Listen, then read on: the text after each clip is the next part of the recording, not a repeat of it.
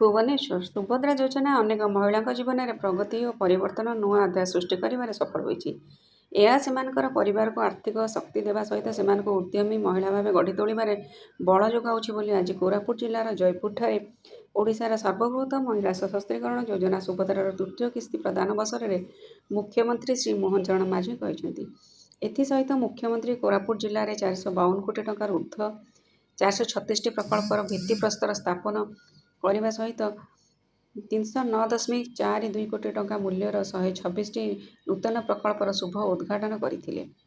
ସୂଚନାଯୋଗ୍ୟ, ଆଜି ମୁଖ୍ୟମନ୍ତ୍ରୀଙ୍କ କରକମଳରେ କୋରାପୁଟ ଜିଲ୍ଲାରେ 762 କୋଟି ଉର୍ଦ୍ଧ୍ୱ ଟଙ୍କା ମୂଲ୍ୟର ବିଭିନ୍ନ ଉନ୍ନୟନମୂଳକ ପ୍ରକଳ୍ପର ଶୁଭାରମ୍ଭ କରାଯାଇଛି। ଏଥିରେ ଶିକ୍ଷା, ସ୍ୱାସ୍ଥ୍ୟ, ସେତୁ, ସଡ଼କ, ପର୍ଯ୍ୟଟନ ଭଳି ଗୁରୁତ୍ୱପୂର୍ଣ୍ଣ ଭିତ୍ତିଭୂମି ଉନ୍ନୟନମୂଳକ ପ୍ରକଳ୍ପ ରହିଛି। ଏହି ପ୍ରକଳ୍ପଗୁଡ଼ିକ କାର୍ଯ୍ୟକାରୀ ହେଲେ ଜିଲ୍ଲାର ବିକାଶ ଆହୁରି ତ୍ୱରାନ୍ୱିତ ହେବ ବୋଲି ମୁଖ୍ୟମନ୍ତ୍ରୀ କହିଥିଲେ।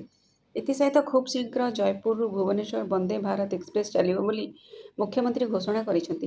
ମୁଖ୍ୟମନ୍ତ୍ରୀ ଏହା ମଧ୍ୟ ଘୋଷଣା କରିଛନ୍ତି ଯେ ଜୟପୁରସ୍ଥିତ ପେପର ମିଲ୍ ପୁନର୍ବାର ଚାଲୁ ହେବ ଓ ଜୟପୁରଠାରେ ଏକ ନୂତନ କଲେଜ ସ୍ଥାପନ ହେବ। ଆମ ସରକାର ନିଜର ଆନ୍ତରିକ ପ୍ରଚେଷ୍ଟାରେ କୋଟିଆ ଗ୍ରାମ ପଞ୍ଚାୟତରେ ବସବାସ କରୁଥିବା ମହିଳାମାନଙ୍କୁ ସଫଳ ଭାବେ ସୁଭଦ୍ରା ଯୋଜନା ସହ ଯୋଡ଼ି ପାରିଛନ୍ତି। କୋଟିଆ ଗ୍ରାମ ପଞ୍ଚାୟତରେ ମୋଟ 2078ଟି ଆବେଦନ ମଧ୍ୟରୁ 797 ଜଣ ପ୍ରଥମ କିସ୍ତି ଓ 795 ଜଣ ଦ୍ୱିତୀୟ କିସ୍ତି ଅର୍ଥ ରାଶି ପାଇପାରିଛନ୍ତି।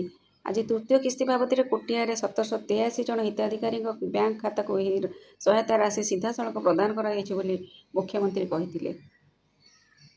ସେ ପୁଣି କହିଥିଲେ, ଆମ ସରକାରଙ୍କ ପାଇଁ ମହିଳା ସଶକ୍ତିକରଣ କେବଳ ଏକ ସ୍ଲୋଗାନ ନୁହେଁ, ସେମାନେ କେବଳ ଏକ ଭୋଟ ବ୍ୟାଙ୍କ ନୁହନ୍ତି। ପ୍ରାୟ 2 ଦଶନ୍ଧି ଧରି ମହିଳା ସଶକ୍ତିକରଣ ନାଁରେ ରାଜ୍ୟରେ କୋଟି କୋଟି ମହିଳାଙ୍କୁ କେବଳ ରାଜନୈତିକ ପଶାପାଲିରେ ଗୋଟି ଭାବେ ବ୍ୟବହାର କରାଯାଉଥିଲା। ଏହା ସମଗ୍ର ନାରୀ ସମାଜ ପାଇଁ ଅପମାନ। ଆମ ସରକାର ଆସିବାର ପ୍ରାୟ 1 ବର୍ଷ ମଧ୍ୟରେ ମହିଳା ସଶକ୍ତିକରଣକୁ ଏକ ନୂତନ ଦିଗନ୍ତ ଦେବା ପାଇଁ ପ୍ରୟାସ ଜାରି ରଖିଛନ୍ତି। ଏହାର ଉଦାହରଣ ହେଉଛି ଲଖପତି ଦିଦି। ମାନନୀୟ ପ୍ରଧାନମନ୍ତ୍ରୀ ମୋଦିଜୀଙ୍କ ପରିକଳ୍ପିତ ଏହି ସଶକ୍ତିକରଣ କାର୍ଯ୍ୟକ୍ରମରେ ଆଜି ପର୍ଯ୍ୟନ୍ତ ଆମ ଓଡ଼ିଶାରେ ପ୍ରାୟ 17 ଲକ୍ଷ ଲଖପତି ଦିଦି ସୃଷ୍ଟି ହୋଇଛନ୍ତି। ସୁଭଦ୍ରା ଯୋଜନା ଅଧୀନରେ ଆମର ମାଆମାନଙ୍କୁ ସଶକ୍ତ କରିବା ପାଇଁ ସୁଭଦ୍ରା ପ୍ଲସ୍, ଉଦ୍ୟୋଗୀ କରିବା ପାଇଁ ସୁଭଦ୍ରା ଶକ୍ତି ମେଳା କାର୍ଯ୍ୟକାରୀ କରାଯାଇଥିବା ବେଳେ କିଶୋରୀମାନଙ୍କ ପାଇଁ ସୁଭଦ୍ରା କିଶୋରୀ, ସଞ୍ଚୟ ପାଇଁ ସୁଭଦ୍ରା ସଞ୍ଚୟ, ସୁରକ୍ଷା ପାଇଁ ସୁଭଦ୍ରା ସୁରକ୍ଷା ଏବଂ ସାମୂହିକ ନେତୃତ୍ୱର ବିକାଶ ପାଇଁ ସୁଭଦ୍ରା ସଖୀ ଯୋଜନା କାର୍ଯ୍ୟକାରୀ କରାଯାଇଛି। ମୁଖ୍ୟମନ୍ତ୍ରୀ ଆହୁରି କହିଥିଲେ ଯେ କୋରାପୁଟରେ କୋଟିଆ ଗ୍ରାମ ପଞ୍ଚାୟତରେ ମୋଟ 2078ଟି ଆବେଦନ ମଧ୍ୟରୁ 797 ଜଣ ପ୍ରଥମ କିସ୍ତି ଓ 795 ଜଣ ଦ୍ୱିତୀୟ କିସ୍ତି ଅର୍ଥ ରାଶି ପାଇଛନ୍ତି। ଆଜି ତୃତୀୟ କିସ୍ତି ବାବଦରେ କୋଟିଆରେ 783 ଜଣ ହିତାଧିକାରୀଙ୍କ ବ୍ୟାଙ୍କ ଖାତାକୁ ଏହି ସହାୟତା ରାଶି ସିଧାସଳଖ ପ୍ରଦାନ କରାଯାଇଛି। ଖୁସିର କଥା, ଆମ ସରକାରଙ୍କ ଆନ୍ତରିକ ପ୍ରଚେଷ୍ଟାରେ କୋଟିଆ ଗ୍ରାମ ପଞ୍ଚାୟତର ମହିଳାମାନେ ମଧ୍ୟ ଆମ ସୁଭଦ୍ରା ଯୋଜନା ସହିତ ଯୋଡ଼ି ହୋଇଛନ୍ତି।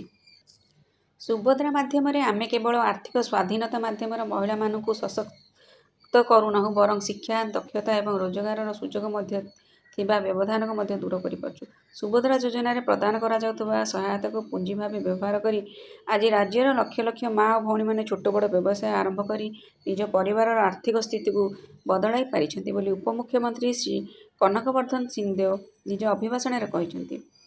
ଗୋଟିଏ ବର୍ଷ ତଳେ ମହିଳାଙ୍କ ଆଖିରେ ଯେଉଁ ବିଶ୍ୱାସ ଆମେ ଦେଖିଥିଲୁ, ସେ ବିଶ୍ୱାସ ଆଜି ଫଳପ୍ରଦ। ସରକାରଙ୍କ ଲକ୍ଷ୍ୟ ସେହି ସମସ୍ତ ମହିଳାଙ୍କୁ ସଶକ୍ତ କରି ଆତ୍ମନିର୍ଭର କରିବା। ଏହି ଯୋଜନା ମାଧ୍ୟମରେ ସରକାର ମହିଳାମାନଙ୍କ ଜୀବନର ଏକାଧିକ ଦିଗକୁ ଉନ୍ନତ କରିବାର ଲକ୍ଷ୍ୟ ରଖିଛନ୍ତି ଏବଂ ଏହା ସେମାନଙ୍କ ସାମାଜିକ ଅବସ୍ଥାକୁ ମଜବୁତ କରିବା, ସଫଳତା ପାଇଁ ସାଧନ ଓ ସୁଯୋଗ ଆଦି ଯୋଗାଇବା ଦିଗରେ ସରକାରଙ୍କ ଦୃଢ଼ ସଂକଳ୍ପକୁ ପ୍ରତିପାଦନ କରୁଛନ୍ତି ବୋଲି ଉପମୁଖ୍ୟମନ୍ତ୍ରୀ ଶ୍ରୀମତୀ ପ୍ରଭାତୀ ପରିଡ଼ା ଏହି ଅବସରରେ କହିଥିଲେ।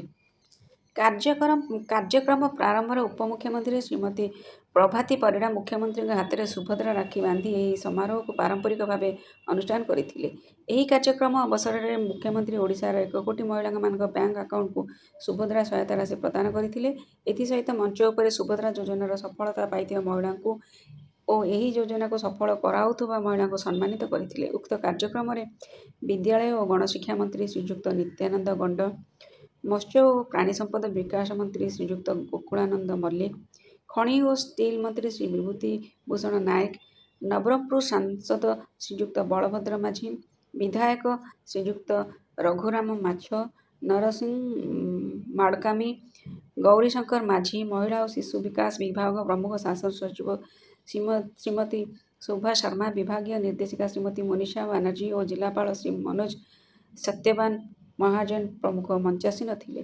କାର୍ଯ୍ୟକ୍ରମରେ ଜୟପୁର ବିଧାୟକ ଶ୍ରୀଯୁକ୍ତ ତାରା ପ୍ରସାଦ ବାହିନୀପତି ସ୍ୱାଗତ ଭାଷଣ ଦେଇଥିବା ବେଳେ କୋଟପାଡ଼ ବିଧାୟକ ଶ୍ରୀଯୁକ୍ତ ରୁପୁ ଭତ୍ରା ଧନ୍ୟବାଦ ଦେଇଥିଲେ।